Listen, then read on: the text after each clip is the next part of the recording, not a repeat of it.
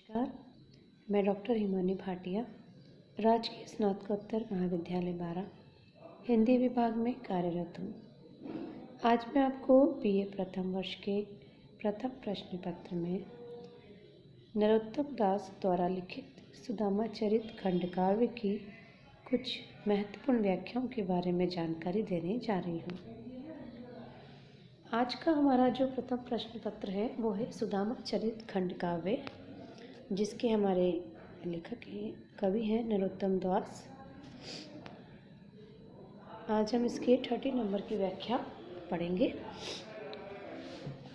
दीन दयाल को ऐसोई द्वार है, दीनन की सुधि लेत सदाई। द्रौपदी ते गज ते प्रहलाद ते, जानी परी न विलंब लगाई। याही ते भावती मोह मन दीनता, जो निभै निभहि जस आई। जो ब्रजराज सो प्रीति नहीं, के ही काज सुरे सहु की ठकुराई। हमारे नरोत्तम दास जी कहते हैं कि सबसे पहले तो आप इसके शब्दार्थ देखिए। याही ते माने इसी कारण, भावती माने अच्छी लगती है, जो मीन्स यदि, के ही किस, काज माने काम, सुरेसहु माने इंद्र। प्रस्तुत अवतरण नरोत्तम दास कृत सुदामा चरित खंड काव्य से उत्कृत है।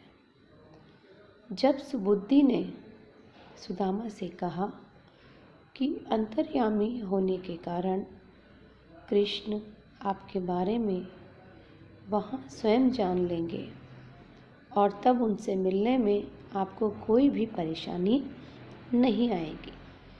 ये बात हम जो पहले हमने व्याख्याएं पढ़ाई हैं उसमें हम आपको बता चुके हैं। तब सुदामा ने जो उत्तर दिया उसी का इसमें वर्णन किया गया है। दीन दयाल को ऐसोई द्वार है। सुदामा ने पत्नी से कहा कि दीन दयाल भगवान श्री कृष्ण का ऐसा ही व्यवहार है, जो कोई उनके द्वार पर जाता है, दीनन की सुधि लेत सदाई, उस गरीब की वे सुधि लेते ही हैं। उन्हें जो ही द्रौपदी ते गज ते प्रहलाद ते, जानी परी न विलंब लगाई।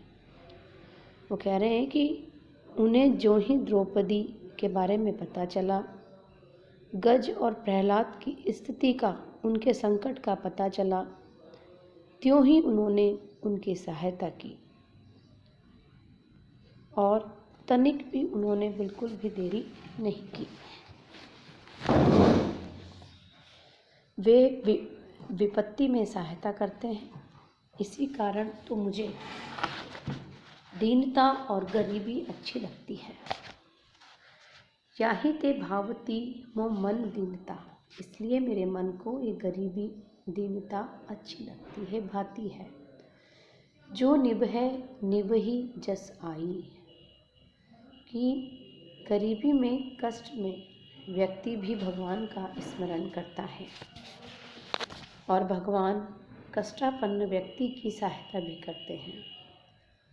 सुदामा कहते हैं कि जो ब्रजराज सो प्रीति नहीं, के ही काज सुरे सहु की ठकुराई।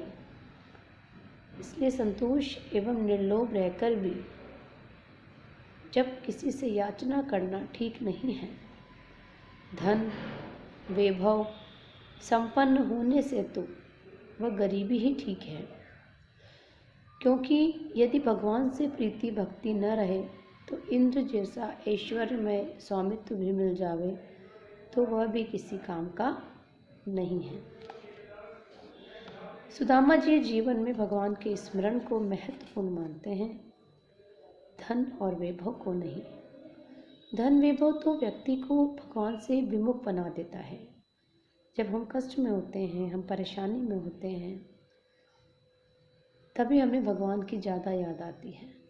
लेकिन जब हम चारों तरफ से ऐश्वर्य धन संपत्ति से परिपूर्ण होते हैं तो हमारे पास इतना समय ही नहीं होता कि हम भगवान का स्मरण कर सकें। द्रौपदी, अब देखिए आप, जिसकी कोई सहायता नहीं करता उसकी भगवान सहायता करते हैं। उदाहरण के लिए द्रौपदी, प्रहलाद, इन सब की सहायता श्री कृष्ण ने की। अनुप्रास, काव्यलिंग और अक्षेप अलंकारों का प्रयोग हुआ है।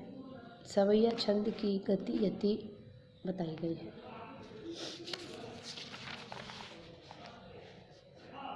फाटे पट टूटी छानी।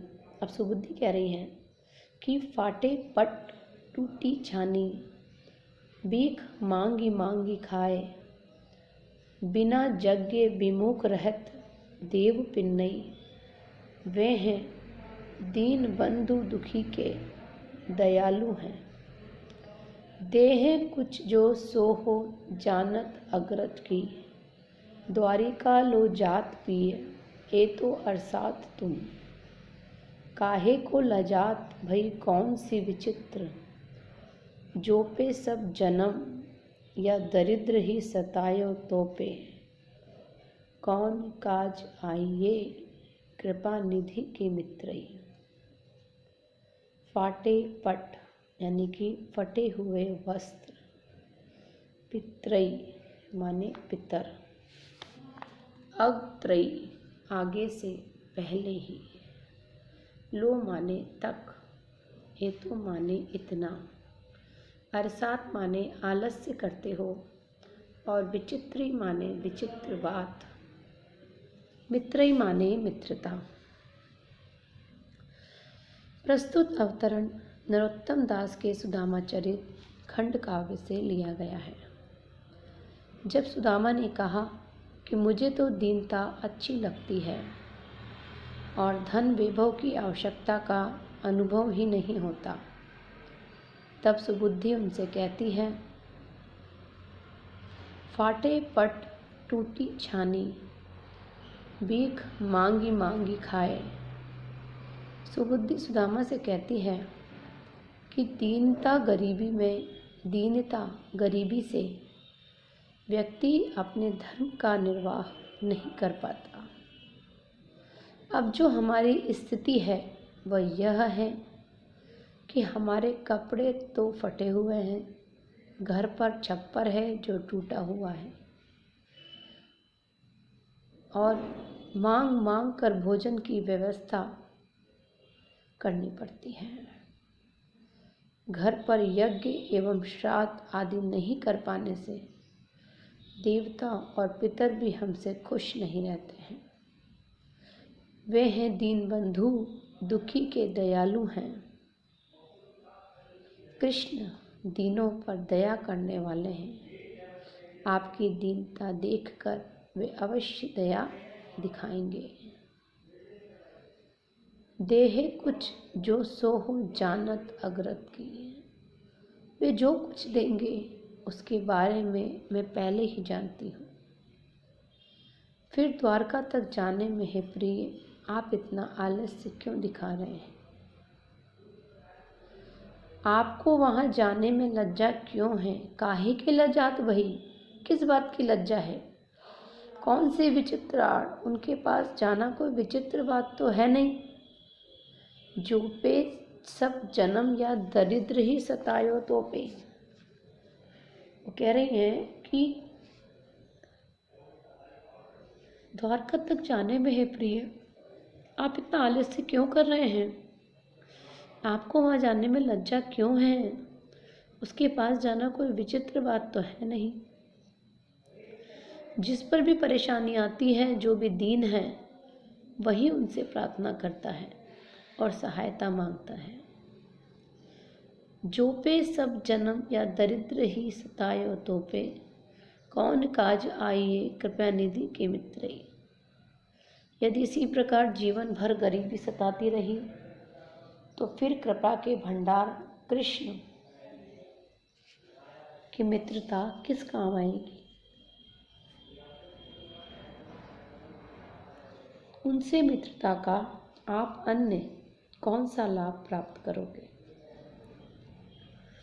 सुबुद्धि, गरीब को अच्छे कार्यों में भी बाधक मानती है।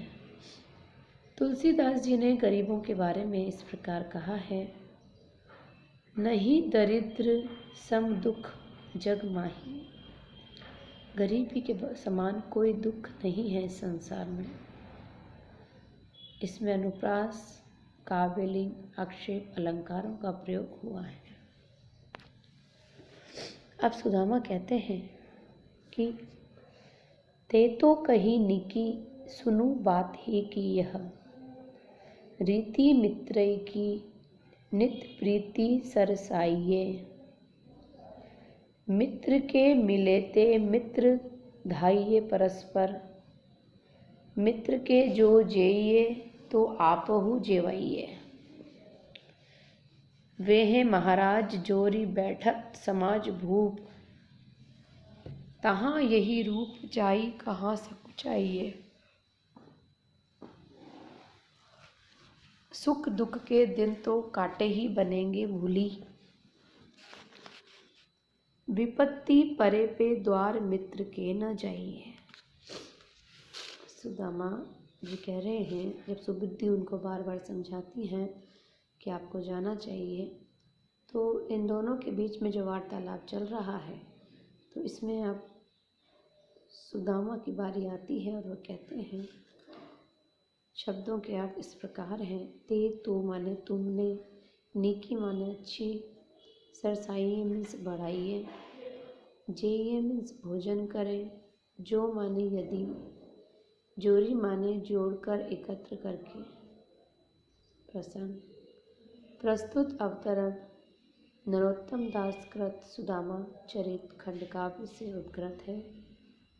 सुबुद्धि ने सुदामा से कहा कि कृष्ण के पास जाने में बिल्कुल भी अटपटापन नहीं है। कृष्ण की मित्रता का और क्या उपयोग होता। तब सुदामा मित्रता का निर्वाह करने के बारे में कह रहे हैं। व्याख्या इस प्रकार है, ते तो कही नीकी सुनू बात ही की यह। सुदामा अपनी पत्नी से कहते हैं कि तुमने जो कहा वह ठीक है कि मित्रता की रीति यह है कि मित्र के प्रति प्रीति रखी जाए, मित्रों के बीच प्रेम में कमी नहीं आनी चाहिए। रीति मित्रे की नित प्रीति सरसाई, कि मित्र के प्रति प्रीति रखी जाए और मित्रों के बीच प्रेम में कमी नहीं आनी चाहिए। यदि मित्र कहीं दिखाई दे जाए, मित्र के मिले ते मित्र कहीं मिल जाए, तो मित्र धाइये परस्पर, तो दौड़कर उससे मिलना चाहिए। मित्र के जो जाइए तो आपहु जेवइये, कि यदि मित्र के घर पर भोजन करें तो उसे भी अपने घर पर भोजन कराएं। वे हैं महाराज जोरी बैठत समाज भूप, कि कृष्ण तो बड़े राजा हैं, उनके यहाँ अनेक राजा लोग मिलने जुलने आते रहते हैं। उनसे मिलने वाले बड़े लोग हैं, तहाँ यही रूप जाई कहाँ सकुचाई।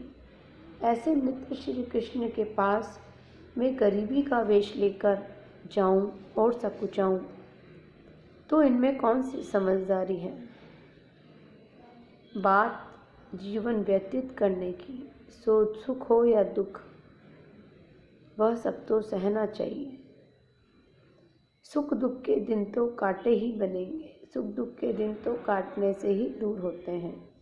उन दुखों को सब तो सहना चाहिए। विपत्ति आने पर, विपत्ति परे पे द्वार मित्र के न जाइए, और विपत्ति आने पर मित्र के पास भूल कर भी नहीं जाना चाहिए। इस तरह मित्र से सहायता प्राप्त करना ठीक नहीं है। सुदामा के माध्यम से कवि ने मित्रता निभाने की रीति पर प्रकाश डाला है। इससे सुदामा की समझदारी और स्वाभिमान की विशेषताएं भी व्यक्त हो रही हैं। अनुप्रास और काव्यलिंग अलंकार है। कवित छंद की गति यति उचित है। अभी तक आप देख रहे हैं कि सुबुद्धि और सुदामा दोनों में निरंतर वार्तालाप चल रहा है। सुबुद्धि अपनी गरीबी को लेकर, अपनी दीनता को लेकर बहुत अत्यधिक परेशान है और बार बार सुदामा को कह रही है, जब इतने बड़े श्री कृष्ण आपके मित्र हैं तो आप जाइए और उनसे थोड़ी मदद लेकर आइए। अब देखना यह है कि श्री कृष्ण जाते हैं, मदद लेके आते हैं कि नहीं, कि सुदामा श्री कृष्ण से मदद लेकर आते हैं कि नहीं। धन्यवाद।